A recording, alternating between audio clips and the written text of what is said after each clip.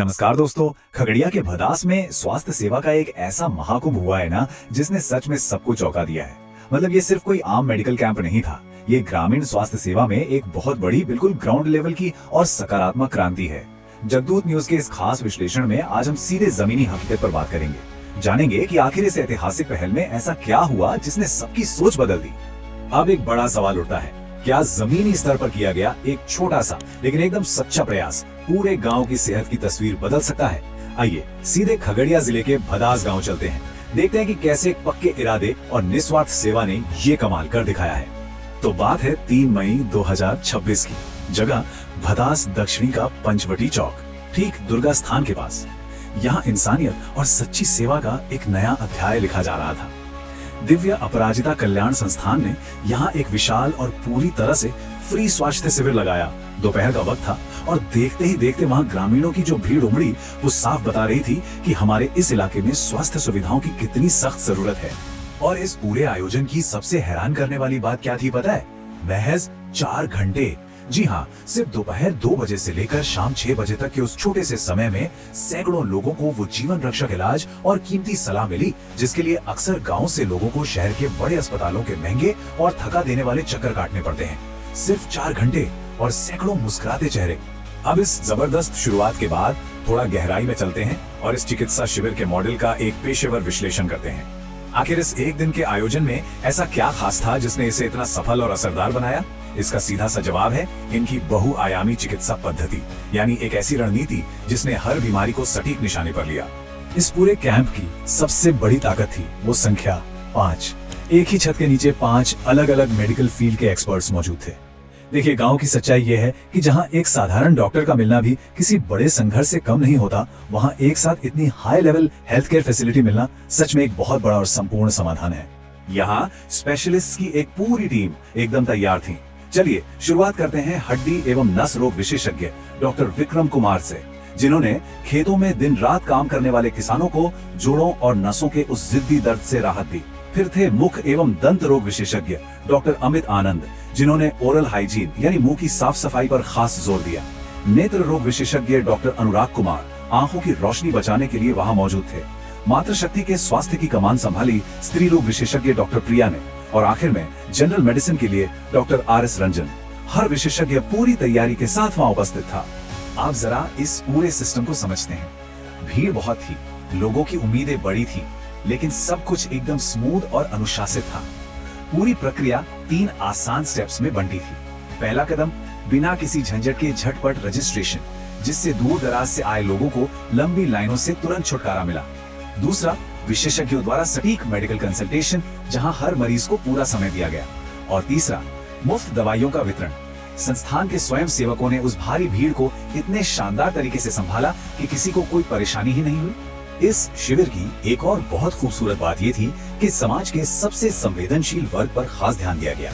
Doctor प्रिया ने उन ग्रामीण महिलाओं के लिए एक बेहद सुरक्षित माहौल बनाया जो अक्सर शर्म या झिझक के कारण अपनी गंभीर स्वास्थ्य समस्याओं को सालों तक छुपाए रखती हैं। वहीं डॉक्टर अनुराग कुमार की मौजूदगी उन बुजुर्गों के लिए वरदान साबित हुई जिनकी आंखों की रोशनी ढलती उम्र के साथ धुंधली हो रही थी। जरा सोचिए, एक बुजुर्ग के लिए दोबारा साफ देख पाना किसी चमत्कार से कम नहीं है। इन तमाम मेडिकल तथ्यों के पीछे एक बहुत बड़ा भावनात्मक पहलू भी है। खगड़िया की इस माटी से जुड़े आयोजकों का वो निस्वार्थ समर्पण और भदास के ग्रामीणों की आंखों में दिखने वाला वो सच्चा आभार, ये सच में दिल छू लेने वाला था। कहते हैं ना कि जब सेवा भाव सच्चा हो तो उसका असर लोगों के चेहरों पर साफ दिखता है। भदास के उस पंचवटी चौक पर बिल्कुल यही नजारा था। इस पूरी पहल के पीछे की असली प्रेरणा को समझने के लिए दिव्य अपराजिता कल्याण संस्थान की संस्थापिका प्रेमशीला देवी जी के इन शब्दों को ध्यान से सुनना चाहिए। आज यहाँ के बहुत अच्छा लगा, बहुत अच्छा लग रहा था। और यहाँ पे फ्री सेवा देके हम लोग को बहुत अच्छा। सुनने में आया कि आप थोड़ा लेट आए, क्यों, उसका वजह? लेट, हम लोग इमरजेंसी काम में थोड़ा बिजी, देख के आना पड़ता। ओके, आपको यहाँ पे आगे पीछे हुई? Thank you sir. आपसे थोड़ा सा बताइए। यहाँ पे आके हम लोगों को काफी अच्छा लगा। तो यहाँ पे व्यवस्था अच्छी तरह से की है। सर यहाँ पे AC ही नहीं है सर? AC तो चलिए ठीक है, वो तो हम लोग का आदत हो गया है AC में रहने का। बचपन से हम लोग AC में ही रहते हैं। जब हम लोग भी छोटे थे तो AC में रहना नहीं होता था, हम लोग भी AC ही रहते थे। उस वक्त तो लाइट दिन में कितने देर रहती थी सबको मालूम है। जो उस टाइम क्यों हो गए, दिन रात लाइट चली गई, छत पे जाके सोते थे, तो सब चीज हम लोग भी किए हैं। तो ऐसा नहीं है कि हम लोग नहीं रह सकते हैं, लेकिन हाँ वही है कि रोज रोज जब करते हैं तो धीरे धीरे आदमी उस चीज का आदी हो जाता है, तो फिर इसी में रहने लगता है। आप लाइट के बिना रहे सर? बिल्कुल पढ़ाई किए कभी लाइट में? बिल्कुल। बिना लाइट के? पहले लालटेन आता था ना? एक्चुअली मेरा बैकग्राउंड ऐसा है कि मेरा जो 10th 12th है वो सब भी गाँव से हुआ है, और वो गाँव भी यहाँ से। तो लगता है कि सभी लोग आपसे खुश हैं? हाँ एकदम बिल्कुल, सारे डॉक्टर्स आपसे खुश हैं? एकदम खुश हो गए। क्या आप सब खुश हैं? सही में खुश हैं? ये वीडियोस में आने के लिए खुश हैं बस? ये समाज के लिए अच्छा कार्य कर रहे हैं, मंदो जितना अच्छा कार्य कर रहे हैं, और निश्चित तौर पे इसका लाभान्वित वो पेशेंट हुए। तो इनके थ्रू आप लोगों को क्या फायदा मिला? एक तो क्या कि इनके अंदर में भी सामाजिक हो रहती है कि समाज के प्रति हमें जिम्मेदारी रहती है कि हम भी समाज के लिए कभी कभी बीच में समय देते हैं। क्या आप लोग को सभी डॉक्टर्स को जैसे सभी डॉक्टर्स बड़े बड़े चार्जेस करते हैं, तो आप लोग को फ्री में काम करने में मजा आता है? देखिए, फ्री में काम करने में किसी को मजा नहीं आता, लेकिन बशर्ते क्या है कि आपकी अपनी जिम्मेदारी पता होनी चाहिए। सभी डॉक्टर्स यहाँ पे जो सभी अगर एक प्रतिष्ठित डॉक्टर सभी को पता है कि हम लोग ने इतने पढ़ाई करके आए हैं, इतनी अपना बहुमूल्य इतना जीवन का इतना समय दिया है, हम तो अपना क्लिनिक चला ही है। उसके अलावा भी अगर हम कुछ कार्य कर पा रहे हैं, समाज के लिए कुछ अलग कर पा रहे हैं, उसमें क्यों नहीं होगा जिम्मेदारी, क्यों नहीं होगा जिम्मेदारी? सही है, इससे आप सबको लोगों का आशीर्वाद भी मिलेगा और आप लोग बहुत आगे भी जाएंगे। सर आप सही में इनसे खुश हैं? कैसे खुश हैं, थोड़ा सा बताइए मुझे। खुशी है कि हम लोगों का तो चिकित्सक का अपना जो होता है प्रोफेशन की सेवा करना है, इस रूप में सेवा करें। हम लोग अपनी क्लिनिक भी चलाते हैं तो सेवा ही दे रहे हैं। सेवा तो पॉलिटिशियन भी करते हैं। हमारा सेवा दूसरी तरह का है।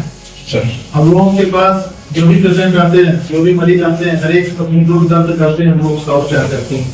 उन्होंने कहा, स्वास्थ्य सेवा केवल व्यापार नहीं बल्कि एक सामाजिक जिम्मेदारी है। हमारा लक्ष्य उन जरूरतमंदों तक पहुंचना है जो आधुनिक चिकित्सा सुविधाओं से दूर हैं। ये सिर्फ कोई आम वाक्य नहीं है, बल्कि इस पूरे आयोजन की आत्मा है। और सबसे अच्छी बात यह है कि मानवता की सेवा का ये सिलसिला यहीं नहीं रुकने वाला। संस्थान के सचिव जगत बंधु कुमार जी ने भविष्य के लिए एक बहुत बड़ा वादा किया है। उन्होंने पक्का इरादा जताया है कि आने वाले समय में जिले के दूसरे इलाकों में भी ऐसे ही विशाल और जीवन रक्षक शिविर लगातार लगाए जाएंगे। उनका एक ही सपना है कि खगड़िया में इलाज के अभाव में किसी की भी जान ना जाए। चलिए अब इस पूरे मुद्दे को थोड़े बड़े नजरिए से देखते हैं। अगर भारत के रूरल हेल्थ केयर यानी व्यापक ग्रामीण स्वास्थ्य ढांचे का हम गहराई से विश्लेषण करें तो भलास में हुए इस तरह के स्थानीय प्रयासों की अहमियत कई गुना बढ़ जाती है। ये सिर्फ एक गांव की कहानी नहीं है, ये पूरे देश के ग्रामीण बुनियादी ढांचे की एक झलक पेश करता है। आज हमारा स्वास्थ्य सिस्टम दो चरम सीमाओं के बीच बुरी तरह फंसा हुआ है। एक तरफ सरकारी अस्पताल हैं, जहां सुविधाओं के बावजूद मरीजों का इतना भारी बोझ है कि एक एक पल कीमती हो जाता है, और दूसरी तरफ बड़े बड़े प्राइवेट अस्पताल हैं, जिनका खर्च उठाना आम आदमी या मजदूर के बस की बात बिल्कुल नहीं है। ऐसे मुश्किल हालात में ये कल्याणकारी संस्थाएं एक बहुत जरूरी पुल का काम करती हैं, जो इस खाई को भरकर स्वास्थ्य का सीधा लाभ जनता की दहलीज तक पहुंचाती हैं। इस विशाल शिविर की एक और सबसे बड़ी कामयाबी रही स्वास्थ्य को लेकर जागरूकता। यहाँ आए लोग सिर्फ अपना इलाज कराकर दवाइयाँ लेने नहीं आए थे, उन्होंने अपने खान पान, साफ सफाई और बुनियादी सेहत को लेकर बहुत कुछ नया सीखा, बीमारियों से बचने के तरीके समझे।